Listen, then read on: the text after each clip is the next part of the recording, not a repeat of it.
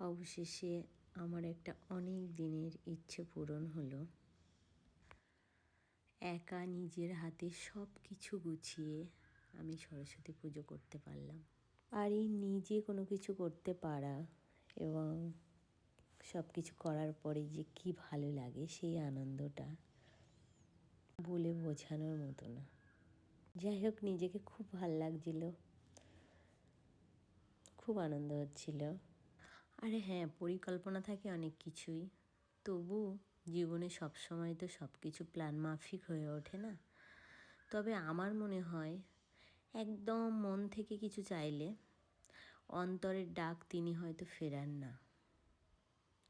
আজ অবধি আমার প্রতিটা কথা, প্রতিটা ছোট ছোট ইচ্ছা তিনি ঠিক রেখেছেন।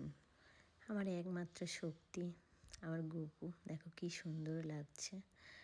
এনার কাছে আসলেই আমার সব মন খারাপ ভালো হয়ে যায়। শেষ অবধি আমার ছোট্ট শ্বেত শুভ্রা পলাশ প্রিয়া আমার বাড়ি এসে পৌঁছেছেন। দেখুন কি মিষ্টি লাগছে, কি সুন্দর না ঠাকুরটা, খুব সুন্দর লাগছে। আর এই যে এখানে আমার সোনা বাবা আমার কোলে বসে গেছে। আমার সোনাই তো ওখান থেকে উঠছেই না, আমার কোলেই বসে আছে। ঠাকুমশার পূজা শেষ হয়ে গেছে, আমি একটু মায়ের কাছে বসেছিলাম। নিজের মনে একটা অদ্ভুত ভালো লাগা কাজ করছিল, আর মায়ের দিকে একটু তাকিয়ে বসেছিলাম। খুব সুন্দর লাগছে, মা সরস্বতীর মুখটা কি মিষ্টি লাগছিল দেখো। আর এদিকে আছে আমার ঠাকুরের সিংহাসন, দেখো কি সুন্দর লাগছে। আর আমার সোনাই তো প্রসাদ তুলে খেতে আরম্ভ করে দিয়েছে। পূজা শেষ, নিজেই প্রসাদ নিয়ে নিচ্ছে, আমাকে আর দিতে হচ্ছে না। আমার ছোট্ট শ্বেত শুভ্রা পলাশ প্রিয়ার কিছু ছবি আমি তোমাদের সাথে শেয়ার করলাম। এবার তোমরা দেখতে পাচ্ছ আমার সোনাই পূজা শুরু করেছে।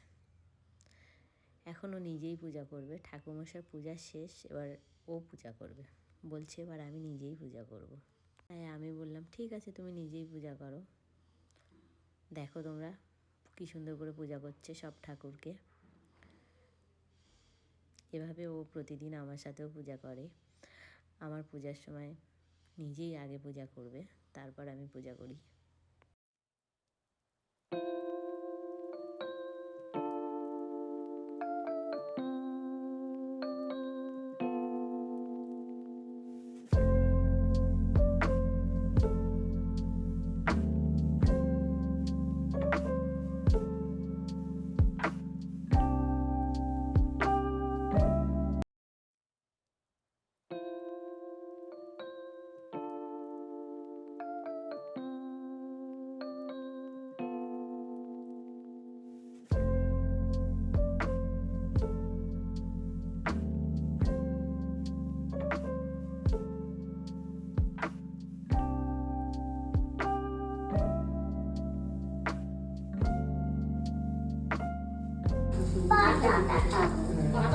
বাবা এখানটা যা।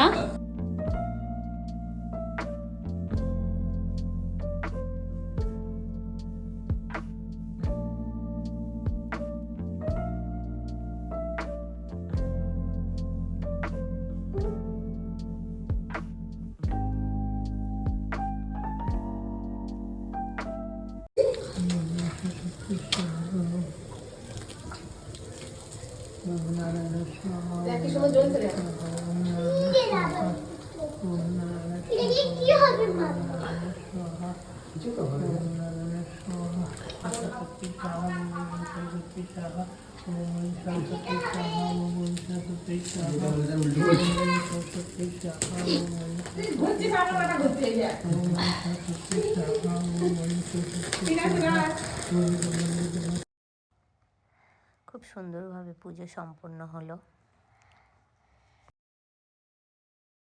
পূজার হোমযজ্ঞ সম্পন্ন হলো। দেখুন কি সুন্দর হোম হচ্ছে।